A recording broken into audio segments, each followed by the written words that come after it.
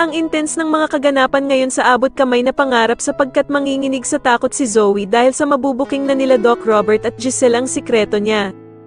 Dito nga ay magtatagumpay sila Doc Robert at Giselle na mahanap ang ebidensya na sapatos at eto nga ay makikita nila sa kwarto ni Zoe. Samantala ay tuluyan na ngang nakalusot ang mag-inang Zoe at Moira sa fingerprints dahil nga sa magtutugma ito kay Don Pepe imbis na kay Zoe. Sa kabilang banda naman ay susugudin nila Doc Robert at Giselle ang bahay ng bruhang si Moira, subalit sa kasamaang palad ay hindi nila makikita ang sapatos na hinahanap nila. At dito nga ay maiisip ni Giselle na kung wala nga daw ang sapatos na ito kay Moira, ay siguradong pagmamay-ari ito ni Zoe.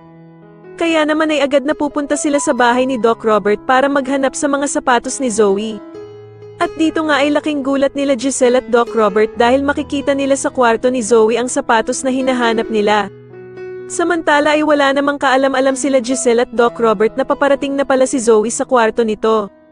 Agad namang tatawagan ni Moira ang anak niyang si Zoe para balaan ito na itago ang mga sapatos niya. Pero huli na ang lahat dahil sa maaktuhan ni Zoe sila Giselle at Doc Carlos na hawak-hawak ang kanyang sapatos.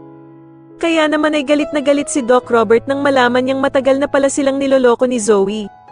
Sa tingin niyo dito na nga kaya tuluyang makulong ang mag-inang bruha na sila Zoe at Moira, matapos silang mabuking ni Doc Robert at Giselle, mas lalo na nga talagang nagiging exciting ang mga susunod na kaganapan kaya naman ay mas lalo pa nating abangan ang mas lalong gumigandang abot kamay na pangarap. Maraming salamat po sa inyong panonood at sana po ay ma-subscribe niyo ako. Maraming salamat po.